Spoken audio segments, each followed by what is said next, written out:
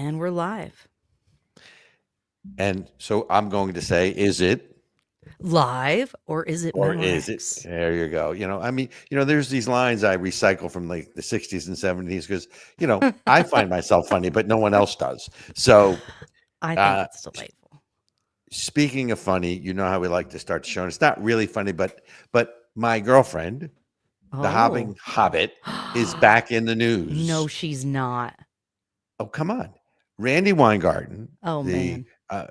the head of the American, what is it? I don't want to call her ATF because she's more like a weapon to me, but the American Federation of Teachers Yep. was on CNN lamenting that Trump is going to shut down this is what he said he was going to do. They're talking about either shutting it down Yeah. or Oh, yeah. taking parts of it and moving it into other agencies. So she Yep. goes on CNN, and what does she say? That's not legal, right? Now, first of all, for a Democrat or a union president like her to talk about what's legal or not is sort of gilding the lily, don't you think? Uh, I mean, it's a little it's sort of like the kettle calling the pot black, so to speak, yeah, right? yeah. But Yeah. wait, but here's my favorite line, right, from her interview. I love it. The move is not legal. There are things about the Department of Education that are statute. Okay. She said the funds that go out of the department to low-income families, and here's the most important thing. Actually, the Department of Education makes sure that the money goes out and it's not stolen. And those are the most important functions of the Department of Education, is to make sure What? that the money, no, but think about it. If you're a Democrat and you're the head of a union that gets most of your funding through Congress, right? Remember we talked about that Yeah. circle Yeah. where, the money goes from the Department of Education to, And then these, to flaming to teachers reelect. who don't care about the kids and then they contribute it back to the Democrats slush fund, either Yeah, to hard money or soft reelect money. the bad. Right. Yeah. Dude. Yeah. So, of course they're going to be up in arms, but I do find it the height of hypocrisy for someone like her to say it's not legal. When did the Democrats ever care about Oh my legality? God. Excuse me, sanctuary cities. I mean, you now have what's her name, Letitia James, the Attorney Oh, General yeah. for New York, Oh, yeah. basically saying to the hospital workers to ignore Trump's executive order. So, I mean, it's like liar, liar, pants on fire. Oh, It's yeah. like Oh, I no. just don't This get is, it. the same people who would say that, paying off all the student loans was legal. I mean, how many times did Biden come out and say, "Oh, well, we know that it will be c- you know, in court. We're going to have to Yeah, go to court. yeah. Somebody might say it's unconstitutional, but we're going to vote it anyway." Like they don't care. They proved they don't care. For a Democrat to complain that it's not legal is like an alcoholic complaining when you take away, their alcohol, right? It's like you can't do that. It's against the rule, whatever. It's Yeah. like, No. but in any event, let's Yeah. roll them. We're gonna have a lot of fun tonight. Ooh. Fast moving because as you put in the description, Trump is just flooding the zone. I mean, he's overwhelming people. Let's It's roll them. epic.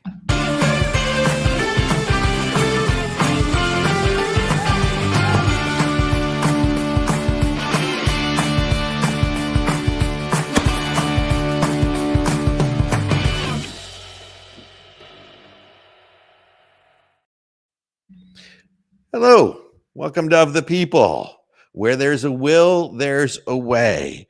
It's amazing to me when you think about all the things that President Trump has done 15 days into his term, and ranging from the tariffs on Canada or the threat of tariffs in Canada and Mexico to getting Panama to let us, the Navy ships go through free of charge, and having Panama agree to withdraw from the Belt and Road Initiative. I mean, the list goes on. Getting the U.S. prisoners being held in Venezuela released. The list, ladies and gentlemen, goes on and on and on.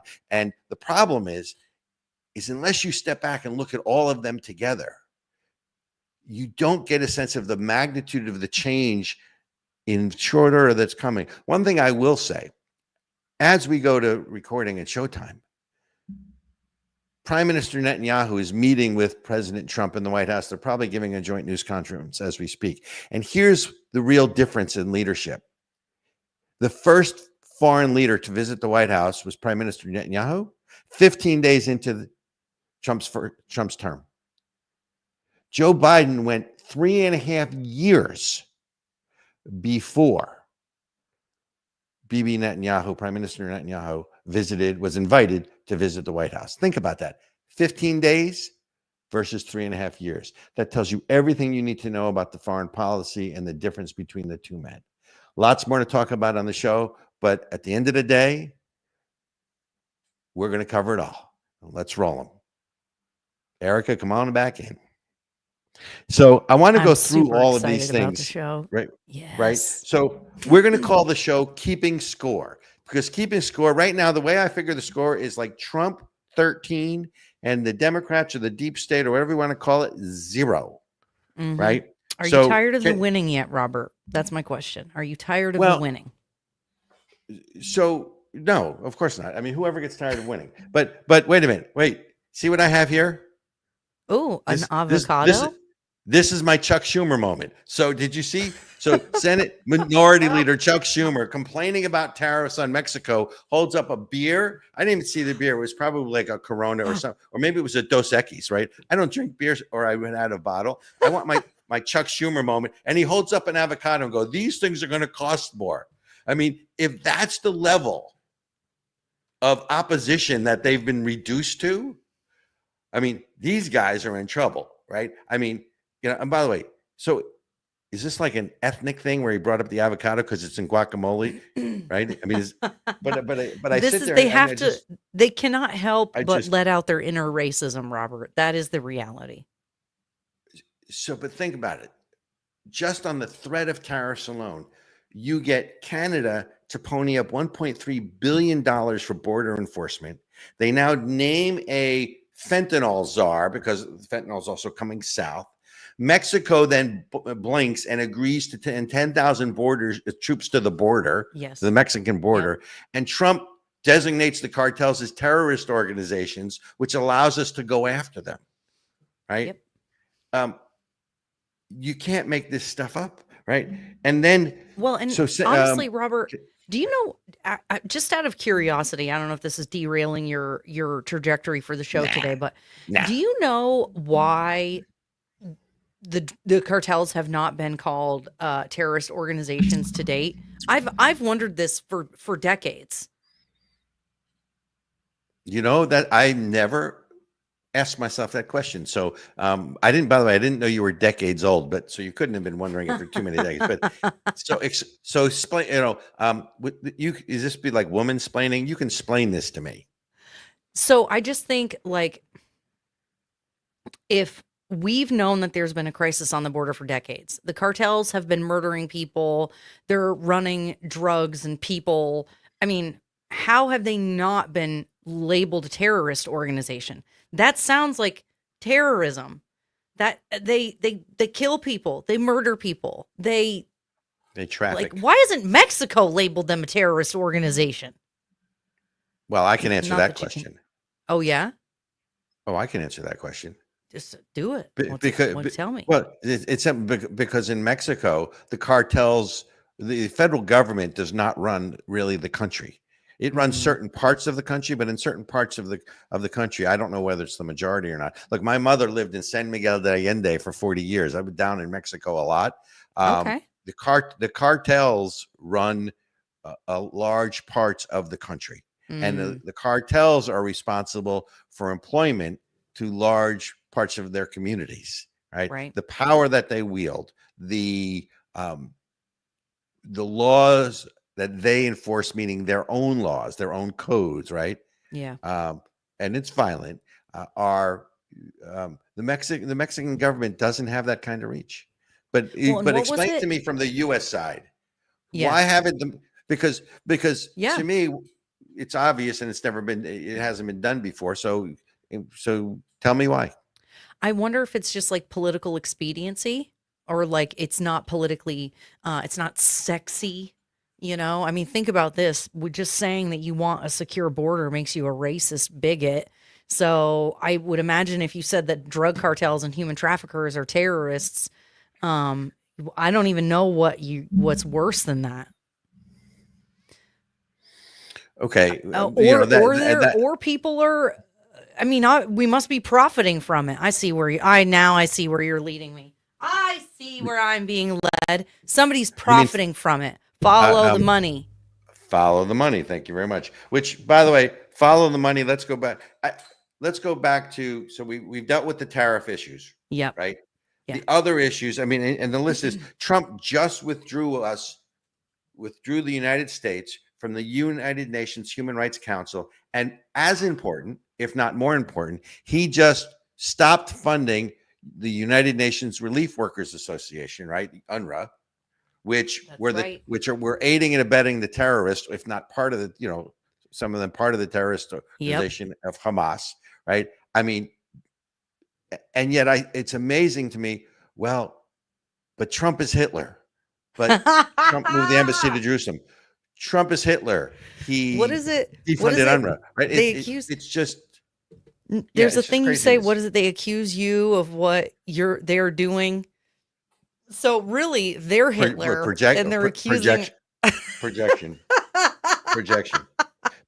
But so I want to go back to so then he sends Rick Grinnell to see Maduro in Venezuela. And by the way, I guess we got it wrong. Many weeks ago, we said that there were 2 U.S. hostages being held. It turns out there were 6. Not only does Rick Grinnell get the release of the 6 U.S. hostages, but he gets Maduro. I'm still trying to figure this one out. He gets Maduro to agree to take back what we would call Venezuelan illegal immigrants. They would call them migrants, right? Yes. Agreeing to take them back. Yeah. And then you have El Salvador saying, look, we'll set up this super prison. You can send all the illegals here. We'll keep them in prison. I just Isn't El Salvador the one that went crazy locking people up? I think El Salvador is the country that increased their incarceration rate by some huge amount. They just said, you know what? We're tired of you criminals running around. If you have ties to the cartels, you're getting locked up. That's a new one. I mean, you might be right. That's not something that I had heard, but I mean, the thing that I am struck with, right? Where there's a will, there's a way. Yeah. Which is what we just talked about, because I won't say that none of this is hard, but you have to have the balls to do it, right? You have to, this is not about being liked. This is not about having, Europeans, well, we like America now because, to get along to go on. This is, again, a manifestation of putting America first. And I don't even mean that in a slogan sense. Yeah. I mean that in a nationalistic sense. It's not really rocket science. So Secretary of State Rubio goes down to Panama and gets them to agree to let the U.S. Navy ships go through free of charge. Take back the Panama Canal. Which is fine. And then also they withdraw or not renewing their involvement in the Belt and Road Initiative, which is China's way of reaching tentacles into those countries. Now, look, China still has, companies at both sides of the port. I mean, the Panama issue is not over. Right. But the fact that we could get that done with sort of, carrot and stick, right? Threat of the cudgel with, threat of the clubbing is amazing to me. So then you keep going. And don't forget, Colombia, if you remember, wasn't going to accept the flights. And then Colombia, accepted the flights. Yeah. And under the heading of Trump is the Nazi, the federal government just established an a federal anti-Semitism task force to root out anti-Semitism in this country. Sounds like a Nazi to me. It sounds like a Nazi. I mean, wait a minute. Am I supposed to do one of these things? Right? Wait, I'm just waving at you. It's like, it's like you sit there. Wait. You got to do it at an angle. Maybe it's you got to do it to the side. Yeah. I don't know. You you can zoom back. T-Rex arm. It's he was doing a zig hop. Well, so I grew up in New Jersey, as everyone knows who listens to this show. Between the Italians and the Jews, and there isn't much difference when it really comes right down to it, we talk with our hands. Yeah. Here you have Elon Musk, who is, he's a colorful guy. Yeah. he's all over the place. He's a pot smoking, brilliant, crazy man, right? Yeah. So, Your typical eccentric millionaire, right, billionaire. Yeah. right. So, you know, by my calculation, if you look at this like a football game or a basketball game, we're not even 10 minutes into the first quarter. Yeah. And it's like Trump 13, the other guys 0. Yeah. Yeah. I have to admit there's a part of me that hates a lot of it because I hate executive orders. I don't think they should be a thing personally. I don't think they ever should have been. I understand why they are. I just don't think they Right. should be because we don't have a king. But at the same time, Well, when the people who are, committed to destroying this country are happy to use the levers of power at their disposal, why wouldn't we when they're willing to do it? If nothing else, to undo all of Joe Biden's terrible executive orders, hamstringing and energy and all of the rest of it, you know. Oh, it just makes me furious. Look, honestly, brilliant analysis, because here's the truth. I'm not even concerned that we're not supposed to have a king, right? We're going to get to that in a second. Interesting. And you didn't even know we were going to go there, but we are. Oh, But the problem with executive orders is one team comes in and undoes or undoes or whatever the other guy's executive orders, yes. right? And because we are a system that is established, that the cycle is every 4 years and you can change every 4 years. It's not like you have one guy there for 10 years or 20 years that you really leave that lasting impression. That is both a strength and a weakness. But the problem with the executive orders, number one, is you can undo the other guy's executive orders, most Correct. of them, Yep. especially now if you're going to root out, the bureaucracy, the deep state. But it also takes the burden off of Congress to pass laws, because the whole thing is we're supposed to. One of the things that binds us all together is this sort of sausage making legislative process, which is hard and arduous and does necessitate compromise, right? Executive orders, as much as I love them, or at least love the ones that Trump has put into effect, I agree with you, does not lead to stability, at least to more of the seesaw stuff. Correct. Right? Then you might as well just have a democracy. As opposed to? Well, that's what I'm saying. Like, if you can just change the law at whim because you're the president, then we might as well just have a democracy. Well, we're not a democracy. Which we don't have. Right. Correct. Right. At that point, then it's the will of the loudest number of people showing up. It's not even a majority. Well, we call that the tyranny of the majority, even if it's. I mean, by the way, that's how Bernie Sanders got in office, right? Correct. I mean, they were the. Come on, it's your state. Oh, don't get Robert. If people who had any sense just actually showed up, nobody would be able to get away with this nonsense. A part of it, like for real, in Vermont in particular, I mean, it was, maybe 8 to 10% of the population making the decision to destroy everything and suck everyone dry. It just, nobody shows up to the freaking polls. And so all the people with any sense are like, oh, I'm busy. Oh, my vote doesn't matter. Oh, some stupid excuse. But look at the bright side. If that hadn't happened and people did show up to the polls, you'd still be living in Vermont instead of Texas. Well, that's true. And I love Texas. It's great here.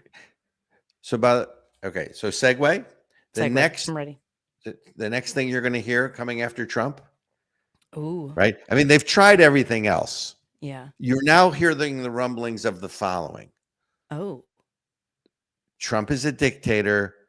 Trump is going to run for office in 2028, or he's not going to leave office, or he is going to ignore the 22nd Amendment, or he's going to, so that's what you're hearing. As a matter of fact, there was this like 12-page article in Politico about Trump's third term, and it was this paranoid analysis of, oh my God, Trump is either the Supreme Court's going to let him, or they're going to overturn the 22nd Amendment, or they're, and the thing that amazes me beyond the stupidity of it is, if you're a Democrat, it's okay to advocate to overturn the Electoral College, right? Which has only been around since what, 1787? Do the math. Are you trying right? to look for It's logical consistency from Democrats, Robert? I am. But it's not okay to advocate for overturning the 22nd Amendment, which, by the way, was passed in 1951. Yeah. And the only reason, and let's be clear here, I'm not advocating to overturn the 22nd Amendment. I'm not advocating for Trump for a third term. Oh, the other thing they said is that, well, the 22nd Amendment, there's a loophole, which there is. Trump, in theory, could run for vice president. Oh, right? my God. So, and so for those of you listening, if you don't know, the 22nd Amendment is the one that says that no person shall be elected to the office of president more than twice, et cetera, and so forth. Right. And serve more than two terms. Right. Yeah. But here's the key. He could, in theory, oh my God, he's going to run for vice president. And then whoever is the president is, wink and a nod. And look, Putin did this in Russia with, what was it, Medvedev. Yeah. Right. So, I mean, it's not like, leaders who crave power haven't done this. But the point to me is, the hypocrisy of what? Wait, that's basically what Obama did. He's basically been running the show while freaking Biden's been in there. What are they? They don't really care. They don't care. They're so full of crap. They do not really care about the stuff that they say they care about, because they are doing the same things. Look, the only point I'm making is that Obama was not on the ticket 3 times in any capacity. He ran for president twice. He won twice. Their fear is that Trump is going to, finagle the system to have a third term. But so here's my thing, though. Beyond the hypocrisy, as we talked about, where the Democrats are okay, eliminated the Electoral College, but they're not okay with even a discussion about the 22nd Amendment. I mean, 1951, 1787. I go with the older one. Yeah. But nope. That doesn't help their case, though, Robert. But understand how we got here. FDR ran for, let me back up.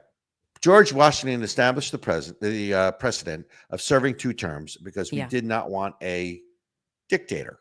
Right. We did not want another monarch, right? And everyone adhered to that until FDR, ostensibly because it was World War II, ostensibly because of the Depression. We can have that discussion some other time. Runs for not 3, but 4 terms, wins the 4th term, and obviously, as anyone knows their history, dies in office. Congress, supposedly because they were concerned about anyone running for president, then puts forward legislation that it became the 22nd Amendment that limited the president by law, as opposed to precedents, limited the ability to run for the presidency for only 2 terms. Yet they never sought to limit their own abilities, to limit their abilities. At the same time, they're limiting the executive branch because it got too powerful. They refuse to limit their own abilities.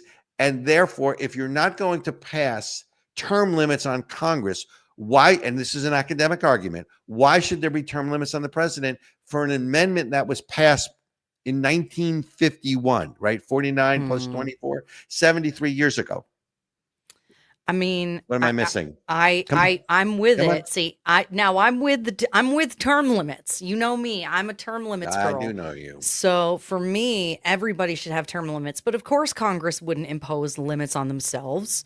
Who's going to do that? That's why we have to have a convention of states. Go to conventionofstates.com.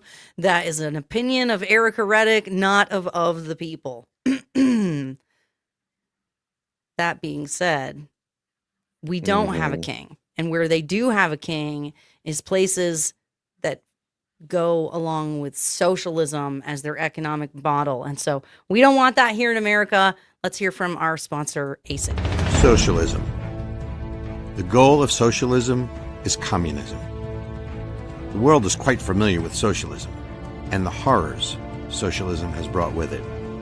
It wasn't that long ago. Actually, it's still with us. Socialism creeps into government slowly until it's too late. Socialism, the big lie. Yes, it could happen anywhere. This educational video was brought to you by the American Center for Education and Knowledge and paid for by people like you who care about the future of our democracy. Please help us continue our work educating the American public and consider supporting ASIC by making a tax-deductible donation at asicfund.org. Dun, dun, dun, dun, dun, dun. And since we're plugging ASIC, you like my hat? If you want some I merch, do. our new merch. And I'm loving it. See, I love the mug. hat. I love the hat.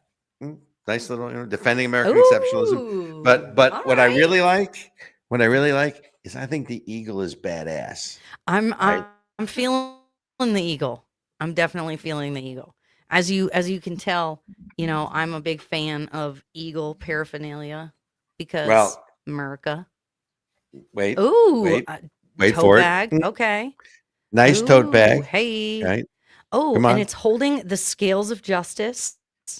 Really? And so, folks, we have a new line you of guys merch. see that? That's super cool. You want to see it again? Come on. You want to see it again? Yeah, everybody's looking at that. That's cool. It's not even just an eagle. It's like got more stuff in it. That's super cool. That's right. Yeah. I like it. Good you have your glasses on today. So hey, we have all sorts of cool merch. And by the way, we have all sorts of cool merch for Israel Appreciation Day. We're coming out with a line of the people stuff. So, want to be cool. So y'all need to go to asicfund.org. asicfund.org. Go to the link that says, wait, hold on. Let me show hold on. Check it out.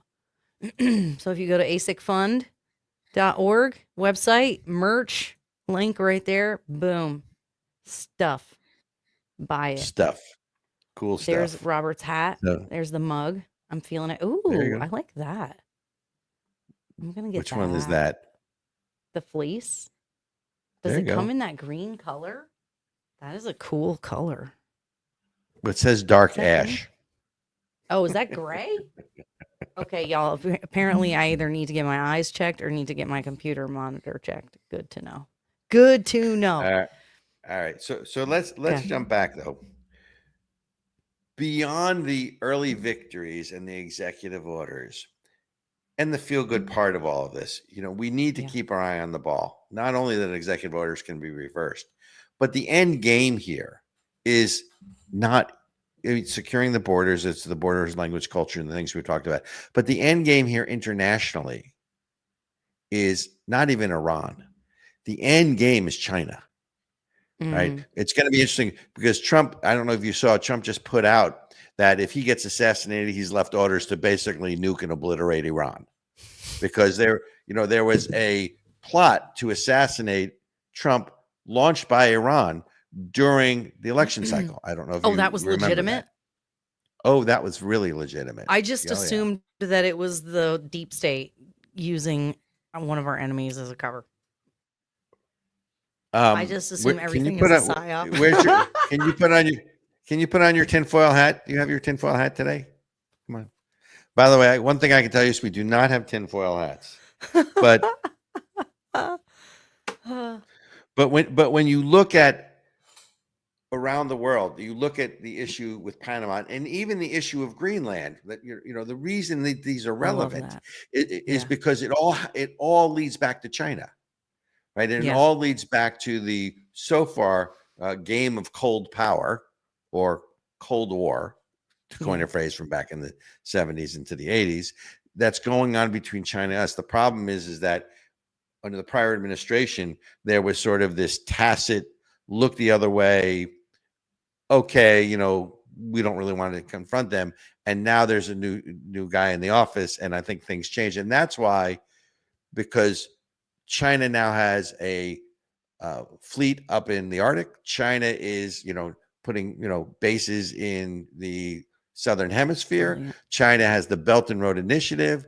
China, and if you look at what's going on in the Panama Canal, they're actually building this bridge in the middle of the canal, right? And Senator Cruz went on record as saying the concern is if there's a military engagement with China and we've got to send Navy ships through there, you've got China on both ends of the canal and they're building a bridge in the middle. It's not done yet, but that, What? oh, you didn't look that up? What? Look it up. Oh yeah. But What? so, Come oh yeah. on, bro. Like, come on. See, you need me to enlighten you to these things. Come on. You need me This to is enlighten what, you. like, this is the thing is I consider myself reasonably well informed. How did I not know that there was a problem with the Panama Canal? Like,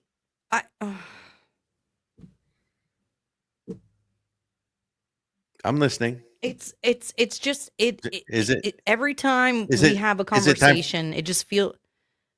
Is- Oh, go ahead. I was just going to ask if it's time for the blue lipstick. It is time for the blue lipstick because I just can't believe it. It's like it feels intentional.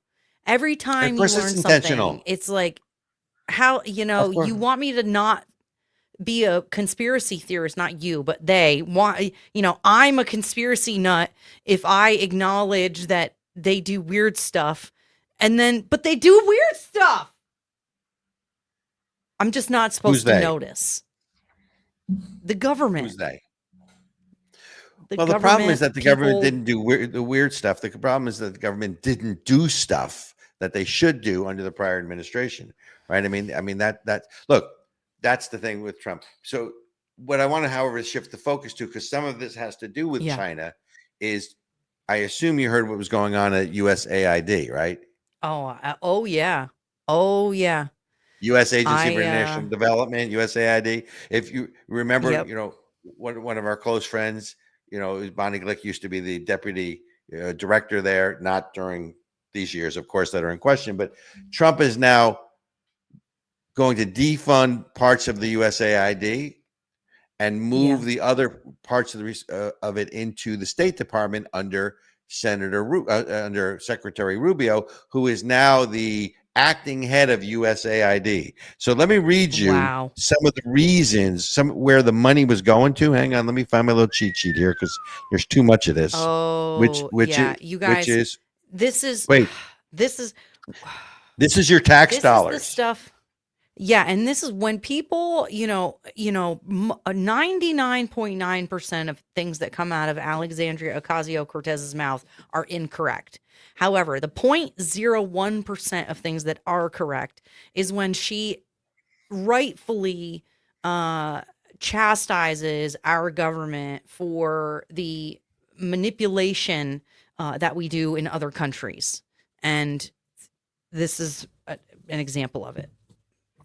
So under the USAID, sort of the waste and abuse under, and by the way, do you pronounce it DOGE? How do you pronounce it? Is it Doge or Doge? What is it? Doge? Okay. Shows you what I know. So we have spent $1.5 million of tax dollars to advance diversity, equity, and inclusion in Serbia's workplace and business communities. That's one thing with USAID. We have invested $2.5 million for electric vehicles in Vietnam. What? Okay. Wait, it gets better. Why? No. Wait. I mean, I can go through let me give you my favorites. One of my favorites is we've invested $2 million. We have given $2 million for sex changes and LGBTQ activism in Guatemala. I'm sorry. I can't. So I guess what they were trying to do is have a safe haven, because if you outlawed sex change operations in some states, you can just give them plane tickets to Guatemala. Go on to Guatemala. I'm laughing, but it's not funny. But it's so incredulous that it's. I mean, excuse me, it's right up there with this. Here's my avocado. Right? Oh my God. So let's keep going. So. But, this is what you're working so hard for, ladies and gentlemen. Now, you would also think that you don't want to help your enemy, right? That's what you would think. So we have given, the USAID has given hundreds of millions of dollars to fund, quote, irrigation canals, farming equipment, and fertilizer used to support poppy cultivation and heroin production in Afghanistan. It's really okay. They're not really to support heroin production. That's not accurate. What? They're supporting the cultivation of poppy, which is their main agricultural, product in Afghanistan. Who runs Afghanistan now? The freaking ISIS or freaking whatever the crap. Taliban. So Taliban. after Taliban, those guys. So after a hellacious failed withdrawal in Afghanistan, where we left behind people who support us, we left behind equipment, we left behind all sorts of things. The Taliban take over. We're still sending hundreds of millions of dollars to help them cultivate poppy. Right. And the poppy is what you use to make heroin. First of all, why are we helping them? Yeah. Why are we helping them cultivate heroin? Right. Ladies and gentlemen, your tax dollars hard at work making your neighbors junkies. I love it. It's great. Right.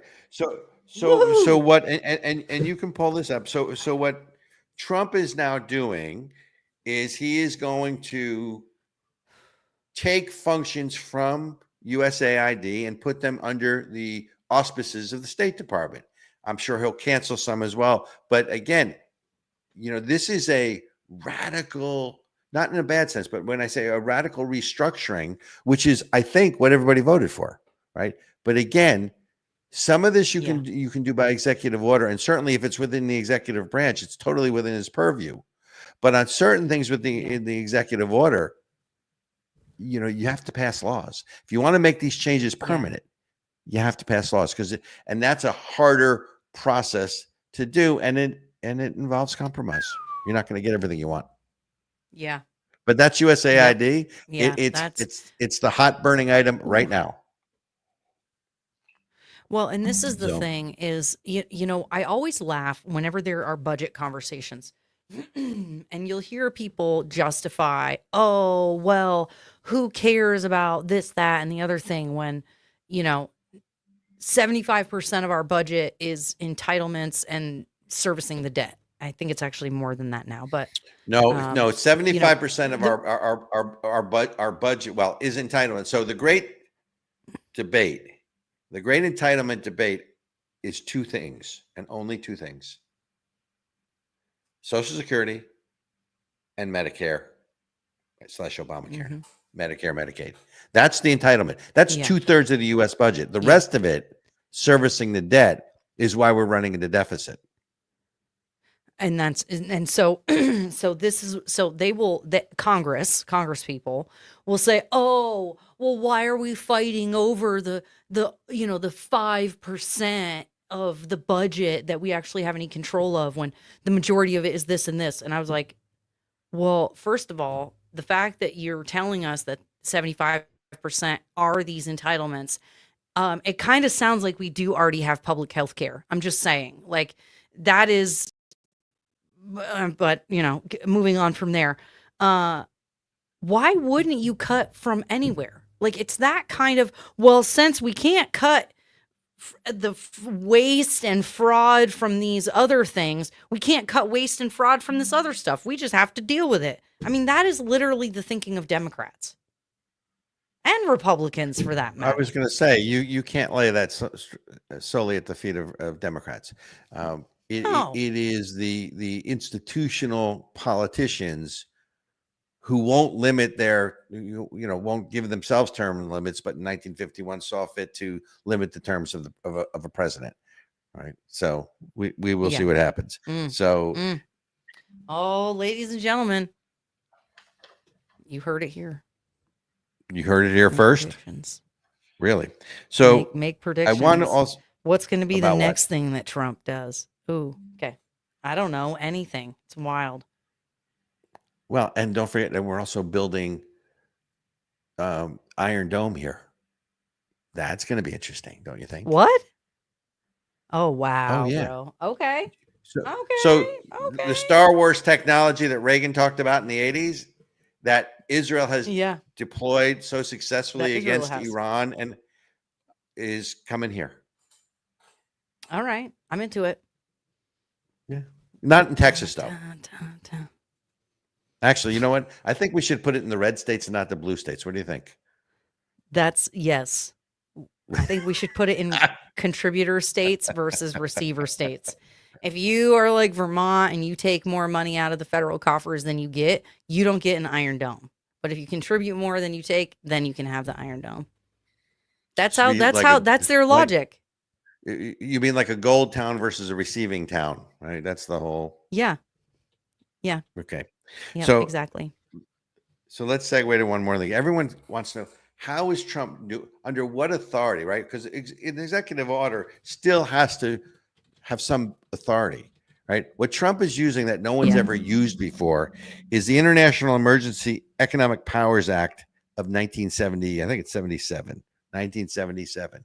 So let's pull that one up because this is really interesting. So the tariffs and the threats and those things and closing the border, what it basically does, and this is a law, right? So he's citing a law and he's using executive authority under this law, which basically says the following, right? That the president exercised to deal with unusual and extraordinary circumstances, which has its source in, outside the United States for national security, foreign policy, or the economy of the United States, and the president declares a national emergency, meaning that one didn't already exist. So you're going to see this, the International, let me get this right, Emergency Economic Powers Act, more and more.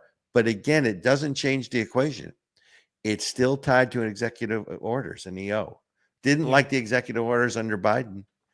I like the policy and the effect, but for long-lasting change, long-term change, yes, you have to drain the swamp, and by reworking the federal government and the bureaucracies and the agencies, I think you're going to see that, and he has the authority to do that. They'll find a way to try to challenge him in court, and they'll lose by and large most of the time. Yeah. But for long-term systemic change, you must pass and sign legislation.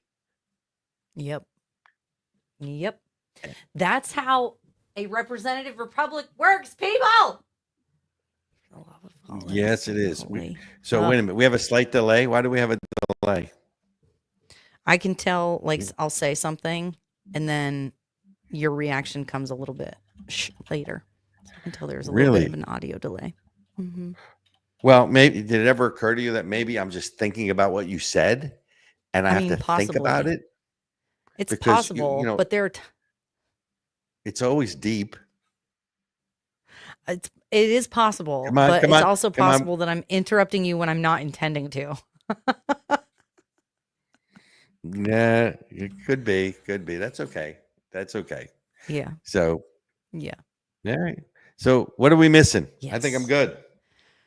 Oh, I don't know. I'm trying to remember what you had on the list of wins. Did we cover all the wins? Hang on. Well, all right. Let's go through the list.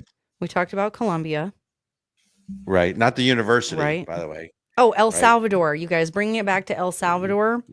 Wait. We talked about Canada. We talked about Mexico, Panama Canal, El Salvador, Venezuela, UN Human Rights Commission, UNRWA, USAID, Colombia, right? Let me see. Cheat. Federal Anti-Semitism Task Force, and the first state visit. I mean, let's think about that. 15 days in, he visits with Prime Minister Netanyahu, comes to the White House 3.5 freaking years into the Biden administration before arguably our closest ally, certainly in the Middle East, if not the world, Israel, who's fighting our battles for us, gets invited. They deign to invite him to the White House. Yeah. I mean, if that isn't a large middle finger to Israel, I don't know what is. That is no bueno. And just for the record, so now El Salvador has the highest prisoner rate in the world. And it's because they locked everybody up. They just went around and locked freaking everybody up. So I wanted to just bring that back around. I did search it. It was El Salvador. And that's what, I don't know why. Oh, Ben just pulled up a video. You want me to play this, Lord Redic? Go for it, Lord Redic. Come on, man. I don't know what it is. I trust him. It's not pornography. Well, Umar oo dhowaan la hadashay saxaafadda ayaa tala bixin siisay dadka sharciga aan haysan ee ku nool dalkan. waxaan ula talinayaa dadka Soomaalida ah haddii ay maxaa la dhahaa ii sheeg ice ay isku dayaan inay ku su'aalaan muku qasban tihid inaad su'aalahooda aad ka jawaabtid waxaad dhihi kartaa lawyer aan i advice garay inaanan ku jawaabin qasab ma aha magacaaga iyo sharciga ku joogtid iyo waxaas oo dhan iisaa ku imaataybo inaad kala hadashid. Okay. Okay. Okay. So she's basically telling people how to evade ICE. Well, what she's saying, first of all, I don't think that's true. If an ICE officer asks you for your name and information, she's saying you don't have to talk to them, that I've been advised by a lawyer not to talk to you, et cetera, et cetera. I don't think that's the law. Right. I mean, and again, we go back to, the Democrats crying, well, that's not legal. When did a Democrat ever care what was legal or not? But and for those of you listening and not watching, that was Congresswoman Ilhan Omar of Minnesota, right? Minnesota. She was telling people basically how to not deal with ICE. That is pretty wild. It is especially shocking to me, frankly, coming from a person from Somalia who knows what it looks like to be from a war-torn country, to have rebels, to have people who would want to murder and kill everybody because they don't like your religion or whatever. Like, why, when you've seen that in the country that you're from, would you be okay with just randos coming over here? I don't care what color they are. I don't care if they're white and they're psychos. I don't care. I don't want white illegal immigrants here any more than I want brown illegal immigrants here. I don't want unvetted people who want to do harm to this country to just have a wide open border and a welcome sign. So I'm looking at this. So Lord Benjamin pulled this down from Twitter. So basically what she says is she recently spoke to the media, and as she's speaking in Somalia, of course, and she basically says, advise people living in the country illegally. Hang on a second. I advise the Somalian people, first of all, that if ICE attempts to question you, right? ICE attempts to question. Let's keep going. Come on. That you are not obligated to answer their questions. So, by the way, here's the flaw in all of that. Forget about the fact whether or not she's giving them accurate legal advice, which I don't think she is. She's advising the Somalian people, right? So, wait a minute. If you're a Somalian person, that means you're here illegally. Why wasn't she advising people who are U.S. citizens, right? So if you're a U.S. citizen, you have to answer. But if you're an illegal immigrant, you don't? I mean, maybe she's saying nobody has to. So Lord Benjamin, and you know what? You can join the feed here, Mr. Redic, but look it up. Yeah, no, I saw it. I just sit here and go, okay, it's another example where Democrats go, you don't have to follow the law. It reminds me of when I lived in New Hampshire in this town called Hanover. We call it Hanovia, right? It's a bastion of liberalism. They're nice people there, but we call it Hanovia. We call it Hanovia because, they're sort of a fairy tale place. And there was this, when I was coaching baseball, assistant coach, there was this play and the umpire called it the wrong, against the rules. We went up to him and we went, but this is the Babe Ruth League. We showed him the Babe Ruth rules and we goes, here's what the Babe Ruth rules say about this play and this kind of call. And he looked at us both, the coach and I'm the assistant coach, and he said, this is Hanover. We don't follow those rules. Right. So, what? Right. This was little kids, little league baseball stuff. But I mean, it's the same. I mean, that's the Democratic mentality. Oh, we don't follow these rules. We only follow the rules we want to follow. Right. So, I don't know. Yeah, it sounds like Democrats. Makes me crazy. Yeah. That does sound a lot like Democrats to me. I'm just saying, Robert. Here. Okay. I can't. The reality is, both sides are liars and hypocrites.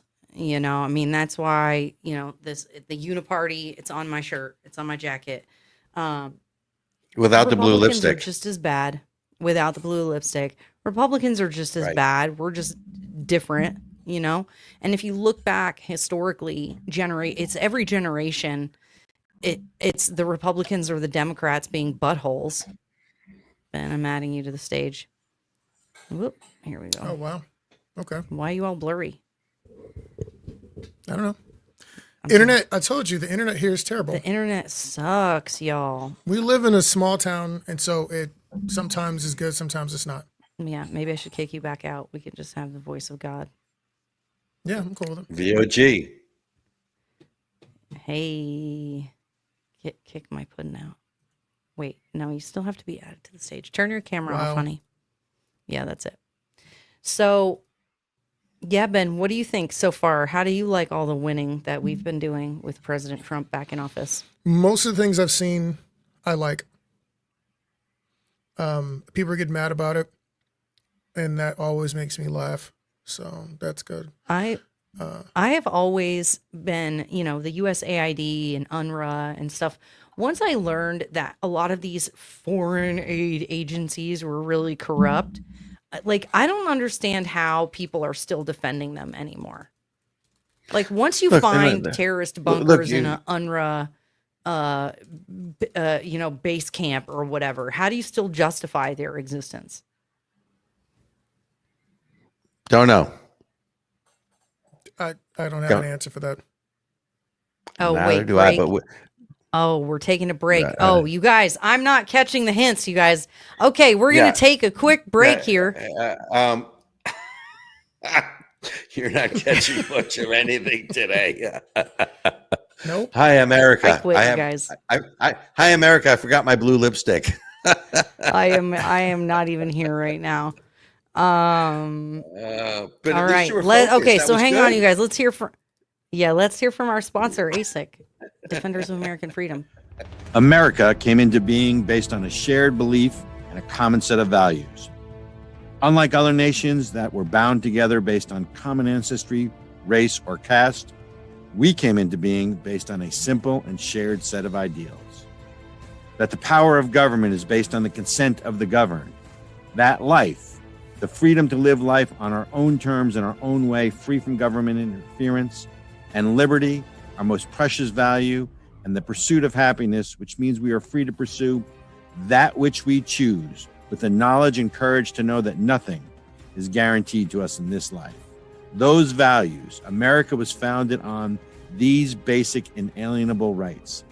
Freedom to pray to God in our own way. Freedom to think and speak freely without fear of punishment or harm. And freedom to gather in our places of worship and in our local taverns.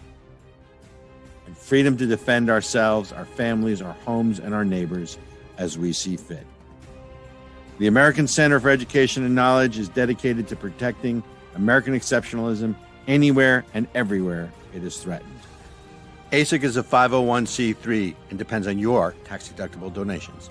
Please help us continue our fight. And we're back.